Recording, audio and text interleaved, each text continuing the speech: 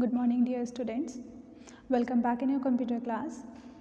In the last class, we have completed long answers A and B part.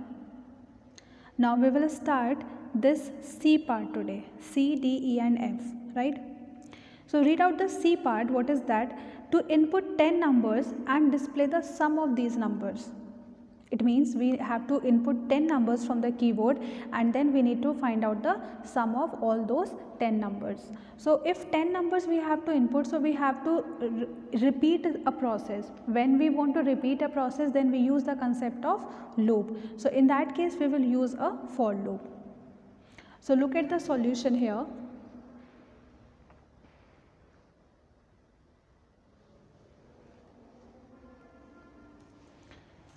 See, first we write what? Hash include iostream.h, then hash include conio, void main, opening curly bracket, CLR SCR. Up to here the program is same as that of earlier programs.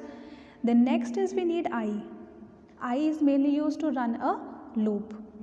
Num is used to store the number for which I want to calculate the sum, and when we are taking a variable sum is initialized to 0 because initially I have not calculated the sum, so the value of sum will be 0. Then because I want to repeat the process, I want to input the number 10 times, so I have to use a for loop here and we need to use a control variable I. So I will start from 1, I is less than equal to 10. Why 10? क्योंकि 10 times process repeat करना है, right? तो less than 10 and I plus plus. What is the meaning of this I plus plus? इसका मतलब है I is going to increase by the value 1. I कितनी value से increase हो रहा है? 1 से. तो we will write here I plus plus. Now don't think if I am writing I plus plus so it will increment by 2. No. Plus plus जो है वो कितना increment करेगा? सिर्फ by value 1. Then next is cout. Cout का मतलब output. On the console, \n is used for the next line. For the next line, enter the number. That means this is a message which I want to print on the screen. So जैसे ही आपकी screen open होगी तो सबसे पहले message आपको क्या display होगा? Enter number. Fine. Now see in num. इन का मतलब होता है इनपुट, आउट का मतलब होता है आउटपुट. तो cin num that means whatever number you will give from the keyboard that will get store into num. Suppose I am giving 20, तो this 20 will get store into your num. And sum contains what? Sum already is 0. Sum तो 0 था already, हमने number को input भी करा लिया. Now next step is sum equal to sum plus num, यानी कि सम की वैल्यू कितनी है? 0. नम की वैल्यू कितनी है? 20. 0 प्लस 20 मीन्स 20. तो 20 किस में चला जाएगा? सम के अंदर. तो now new value of sum will be 20. Got my point? Then after this, when I will get this closing curly bracket, so my control will move back here on I plus plus. So initially when the value of I was 1, so now it will be 2. Plus plus से कितनी हो जाएगी? अब 2. अब वापस से condition check होगी कि 2 is less than equal to 20. क्या? Sorry, I is less than 10, यानी कि 2 is less than 10. Yes. So फिर से एक बार और मैसेज प्रिंट होगा, एंटर नंबर. सपोज इस बार मैंने एंटर किया है 40. Suppose now num will contain what? 40. क्योंकि इनपुट किसके अंदर हो रहा है? देखो, input is in number. So num will contain 40. तो सम equal to sum plus num. तो सम की वैल्यू कितनी है? Previous value, look at here, 20. 20 में नम और ऐड कर दो. नम की वैल्यू कितनी है? 40. 20 प्लस 40 विल बी 60. तो new value of sum will be 60. Now again it will move back here, the value will be 3. So again it will run for the third time. So the same process will keep on repeating itself up to 10 times. कितनी बार चलेगा? 10 times. और 10 times आप 10 different numbers दोगे और आपको सम मिल जाएगा. तो जैसे ही आपको सम कैलकुलेट हो जाएगा, then at the last what you will do here, you will write it here, cout \n is for the next line, sum of the numbers. Now this is written in the double quotes, look at here. So whatever we write in the double quote, that is considered as a message. यानी कि इतना क्या होगा? ये एक message है, यानी कि ये आपके आउटपुट स्क्रीन पे एज इट इज़ आएगा, सम ऑफ नंबर्स इक्वल. और फिर सम की वैल्यू प्रिंट करनी है, तो वैल्यू प्रिंट करनी है सम की, तो सम किसके अंदर आ रहा है, सम के अंदर, so I will write it here sum. Then we write get ch at the last and closing curly bracket. Here our solution got over for the C part. Now pause the screen and note down the program. Next D part. D question देखिए क्या है. D is to input 12 numbers and find out their product, print their product. Means अब 10 के place पे कितने numbers input कराने हैं, 12 numbers. तो लूप कितने टाइम्स चलेगा, 12 टाइम्स, और सम की जगह पे क्या फाइंड आउट करना है, product. So here is the solution.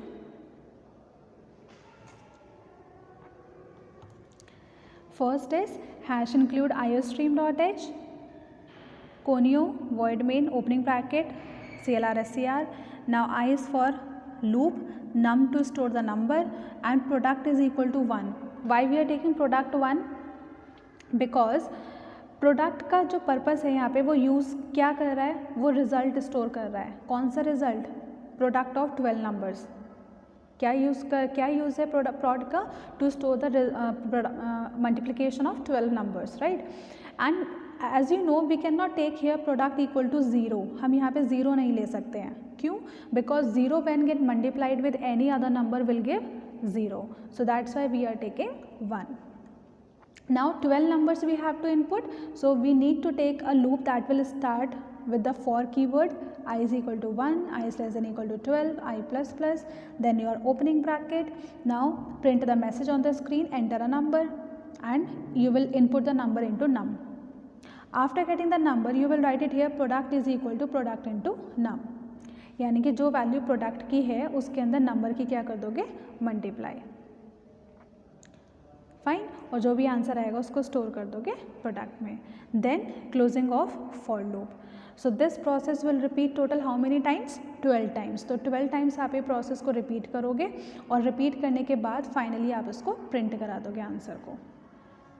And see here I have written product equal to in double quotes. तो आउटपुट स्क्रीन पे क्या होगा, आउटपुट स्क्रीन पे ऐसे लिखा हुआ आएगा, प्रोडक्ट इज इक्वल, और ये जो PROD है, ये PROD क्या कर रहा है, it is use to contain the answer. क्या कंटेन कर रहा है, आंसर और प्रोडक्ट ऑफ 12 नंबर. तो जो भी प्रोडक्ट आएगा उसकी वैल्यू प्रिंट हो जाएगी. सपोज 720 आ रहा है, तो क्या प्रिंट हो जाएगा, 720. So if you want to print any message, write it in the double quotes, and if you want to print the value of something, then write it without double quotes. Then get ch and closing curly bracket. Next question. Take the screenshot or pause the screen.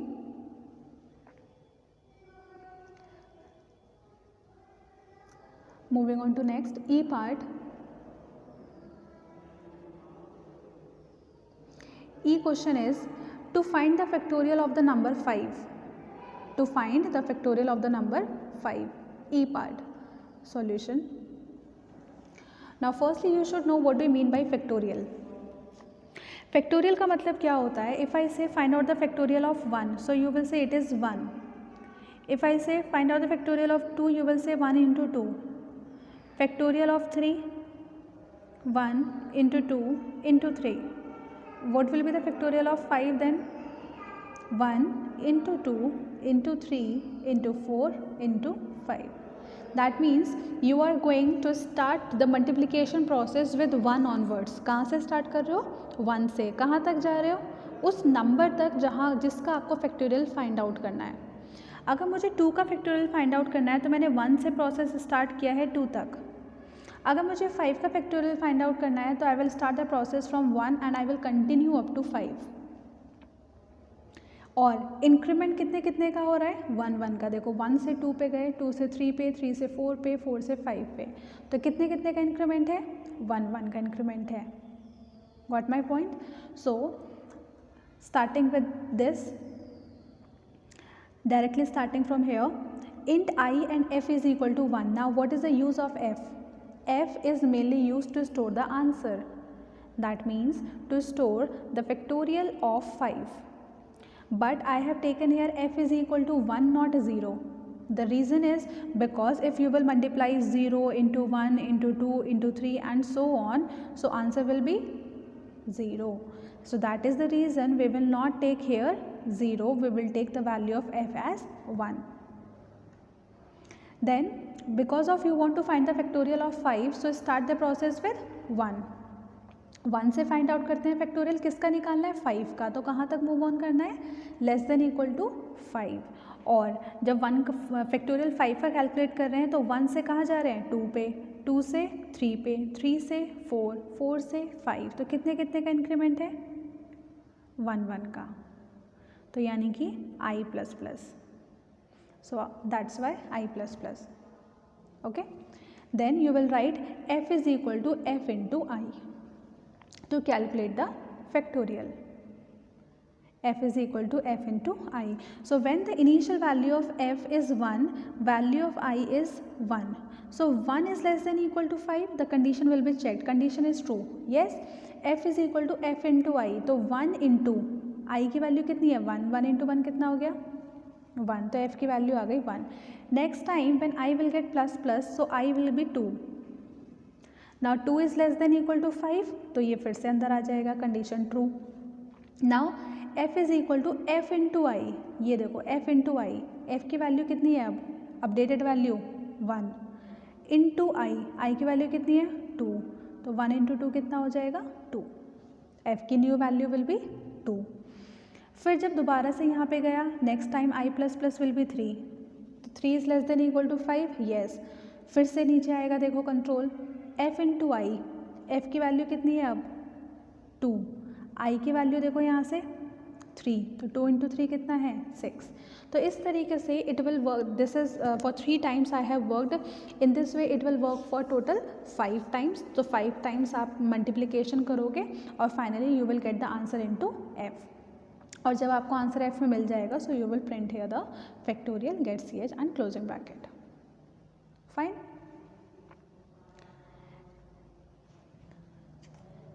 Next question.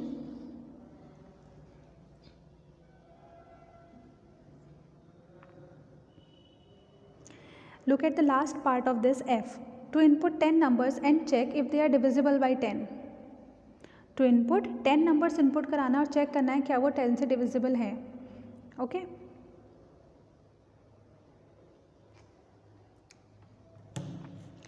So same process up to here. Then I और नम कितने numbers input कराने हैं, 10. तो loop कहाँ से start होगा, 1 से लेकर 10 तक. Okay, now every time you will enter a number, so print a message here, cout, enter a number. Cin num, जो भी नंबर आप एंटर करोगे from the keyboard that will get store into num. और हमें check करना है क्या ये नंबर 10 से डिविजिबल है.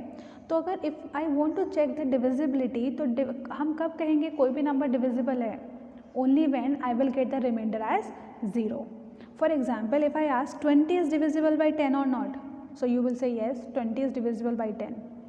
But if I will ask you how you said like this 20 is divisible, so you will say because of when I will divide 20 by 10, then 10 to the 20, remainder will be 0. And to check the remainder we use modulus operator. So if number num जिसको आपको check करना है, modulus 10 is equal 0. किसी भी number को 10 से divide करने पर अगर रिमाइंडर 0 आता है तो आप क्या कर रहे हो, यहाँ पे देखो, यहाँ पे हमने क्या किया है, सी आउट नम. नम का मतलब वो पर्टिकुलर वैल्यू प्रिंट हो जाएगी, यानी कि 20. और डबल क्योट्स के अंदर आगे मैसेज लिखा है इज़ डिविजिबल बाई 10. तो आंसर क्या आएगा स्क्रीन पे, 20 is divisible by 10. Next time again I will get plus plus, second time again you will give a number. Now if I said suppose I give 55, suppose I give 55, so it will be checked here 55 mod 10 equal 0. क्या जब आप 55 को 10 से divide करते हो reminder 0 मिलेगा, बिल्कुल नहीं मिलेगा. So that means nothing will get printed. So only those numbers will get printed which will get divisible by 10. Then after this you will write get ch and closing bracket. So here's the complete program for this F part. Okay. Then next question.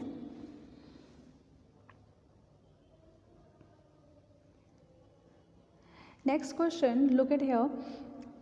The first one, this.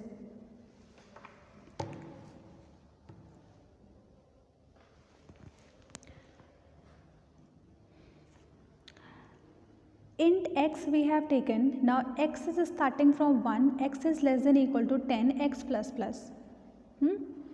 तो x कहाँ से start हो रहा है 1 से, कहाँ तक जा रहा है 10 तक, और कितने कितने का इंक्रीमेंट है 1 1 का इंक्रीमेंट है. नाउ सी आउट x, यानी कि we are printing the value of x. End L का मतलब होता है to come to the next line. So initially when your value of x is 1, so 1 is less than 10. 1 क्या less than है 10 से, condition true. तो सी out x का मतलब 1 will get printed. Now next time x plus plus, कितना हो गया x plus plus 2. फिर से कंडीशन चेक होगी, 2 is less than equal to 10, yes. So print the value of x means 2. Now again x plus plus, कितना हो गया x plus plus 3. 3 भी छोटा है 10 से, प्रिंटेड 3, प्रिंटेड 4 5 6 7 8 9 10. कहाँ तक प्रिंट करेगा 10 तक. Why, because the condition given here is less than और इक्वल टू 10. कहाँ से स्टार्ट करना है 1 से, एंड कहाँ तक मूव ऑन करना है 10 तक. तो ये आपका आ जाएगा फाइनल आंसर ऑफ दिस. और इसी तरीके से लिखना है in the next line, not in the same line, because and L is given. And L का मतलब होता है next line. So this is the answer of first part. Now look at the next. Float x, y, float sum is equal to 0. Enter the value of y and x. तो output screen जो होगी आपकी उस पर लिखा हुआ क्या आएगा, enter the value of y and x. Now suppose in y I have given the value as 3. In x I have given the value as 4. Suppose. Okay. This is C in y and x. तो y की वैल्यू 3 दी है, x की वैल्यू 4 दी है. अब i start हो रहा है 1 से लेकर कहाँ तक y तक. तो i से लेकर i जो है वो कहाँ से स्टार्ट हो रहा है 1 से, less than equal to y. y की वैल्यू कितनी है 3. तो 1 is less than 3, 1 is less than 3 और not, yes. Come inside. Now sum is equal to sum plus, sum की वैल्यू कितनी है 0. यहाँ से देखो सम की वैल्यू कितनी है 0. 0 plus x upon I. x upon I कितना हो जाएगा, देखो x की वैल्यू कितनी है क्वेश्चन में, देखो आंसर जो मैंने लिखा हुआ है, x की वैल्यू 4, i की वैल्यू इज 1. तो 0 प्लस 4 अपॉन 1. ठीक है. Next time when i will get plus plus, now new value of i will be 2. तो 2 is less than equal to 3, again yes. फिर से जैसे ही आप नीचे आओगे यहाँ पर तो क्या लिखा हुआ है, सम प्लस एक्स अपॉन आई. तो जो सम में था ऑलरेडी, ये ऑलरेडी है सम के अंदर 0 प्लस 4 अपॉन 1. उसी के आगे ऐड कर दो एक्स अपॉन आई. एक्स की वैल्यू 4, आई की वैल्यू 2, ऐड कर दिया, fine. Next time again move back here, i plus plus will be 3. 3 is less than equal to 3, condition true. फिर से नीचे आओ, sum is equal to sum plus x upon i. अब सम में क्या स्टोर है, सम में ये पूरा स्टोर है, देखो ये पूरा सम में. इसमें ऐड कर दो एक्स अपॉन आई. एक्स की वैल्यू 4, आई की वैल्यू 3, ये भी ऐड हो गया. वापस जब ऊपर गया आई की वैल्यू हो गई 4. Now 4 is less than equal to 3, condition is false, condition is false. तो you will come out of the loop. Now here it is given cout sum is sum. तो क्या आएगा आउटपुट स्क्रीन पे, सम is, और सम की जो भी value आएगी, सम की वैल्यू आपको अब सॉल्व करनी पड़ेगी. देखो हमें क्या है 0 plus 4 upon 1 plus 4 upon 2 plus 4 upon 3. जब आप इसको सॉल्व करोगे तो क्या आंसर आएगा, सी 0 plus 4 upon 1 is 4, 4 upon 2 is 2, 4 upon 3 will be 1.3333 something like this. So answer will be 7.3333. Now you can take the screenshot for this answer, but in the copy how will you write it I will tell you, but for your understanding you can take the screenshot of this. Okay, So here how to write the answer.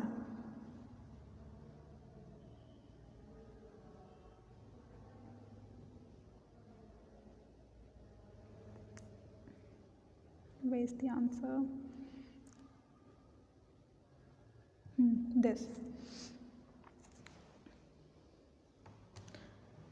is the answer of the first part, and here this is the answer of the second part. Only this much you will write, and this you will write as a rough part on your fair copy. Fair copy पे ही लिखना है, लेकिन right में ऐसा box बना के उसमें आपको लिखना है, ठीक है? दोनों लिख कर आना है आपको.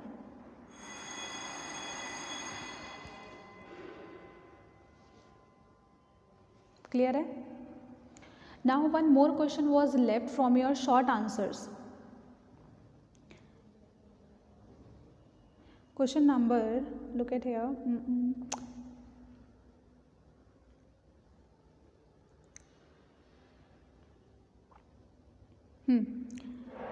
Question number 2. Short answers. Question number 2. Give 2 examples of counters and accumulators. This question is also left. So write the solution for this counter and accumulator.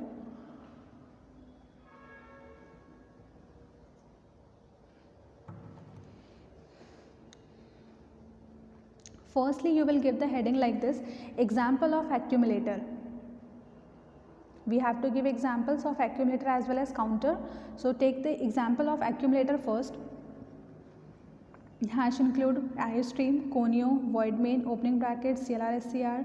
Now see, whatever programs I told you, जो भी मैंने अभी तक आपको programs बताए हैं ना, उसी को मैंने merge करके लिखा है. मैंने इसमें कुछ नया नहीं बनाया, ठीक है? तो इसमें कुछ explanation की I don't think there is a requirement. जो आपका first वाला मैंने प्रोग्राम बनाया है, ये वाला जो प्रोग्राम मैंने बनाया है accumulator के लिए, ये है आपका sum and product of 10 numbers. और ये मैं ऑलरेडी आपको एक्सप्लेन कर चुकी हूँ लॉन्ग आंसर्स में, how to find out the sum and product of 10 numbers, ठीक है? तो आपको ये पूरा एग्जाम्पल लिखना है. फाइन. ये एग्जाम्पल लिखने के बाद जब आपका एग्जाम्पल कंप्लीट हो जाएगा, सो उसी के बाद यहाँ पे आपको लिखना है here sum and P R accumulators. ये एक ही आंसर है, okay? Then we have to give the example for counter also. Counter का भी एग्जाम्पल देना है.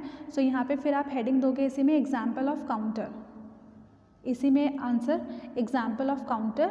और काउंटर में हमने मैंने क्वेश्चन बनाया है. क्वेश्चन ये है कि write a C++ program to input 10 numbers and find out और count how many numbers are divisible by 10 and how many numbers are divisible by 20. Repeating again, एक ऐसा प्रोग्राम बनाना है जिसमें आपको 10 नंबर्स इनपुट कराने हैं और ये काउंट करना है कितने नंबर्स 10 से डिविजिबल हैं और कितने नंबर्स 20 से डिविजिबल हैं. तो लॉन्ग आंसर्स में 10 के लिए तो मुझे पता था. अगर आपको 10 से करना है तो डिविजिबिलिटी क्या लिखते हैं? Num modulus 10. Look at here, num modulus 10 is equal 0. This is to check whether the number is divisible by 10 और नॉट. ऐसे ही 20 को चेक करना है तो क्या लिखोगे? सिर्फ ये. That's the only change. Otherwise in the long answer I explained this one also. और क्योंकि मुझे काउंट करना है तो काउंट करने के लिए, क्योंकि काउंटर्स का एग्जाम्पल देना है, तो काउंटर्स में तो obviously we will do the counting. तो जब मुझे काउंट करने हैं 10 और 20 की divisibility, so I am taking a variable C1 and C2. C1 का यूज़ क्या है? C1 काउंट कर रहा है ऐसे नंबर्स को जो 10 से डिविजिबल हैं. C2 क्या कर रहा है? ऐसे नंबर्स को काउंट कर रहा है विच इज़ डिविजिबल बाई 20.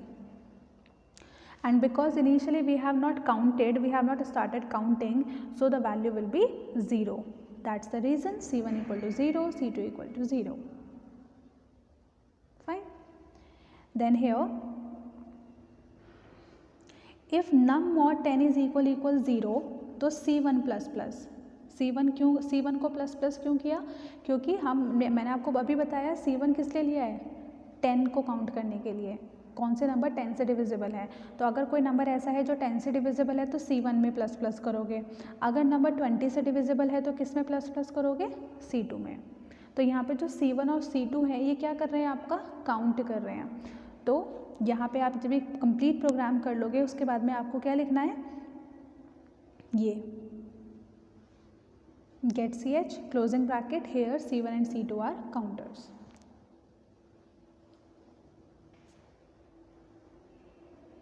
सो ये आपका फुल प्रोग्राम है, फुल सॉल्यूशन है, short third question, third short B part.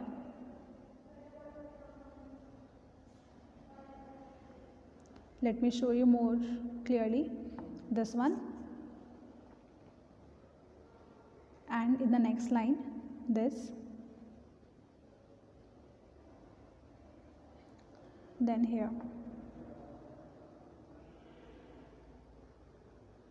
Fine.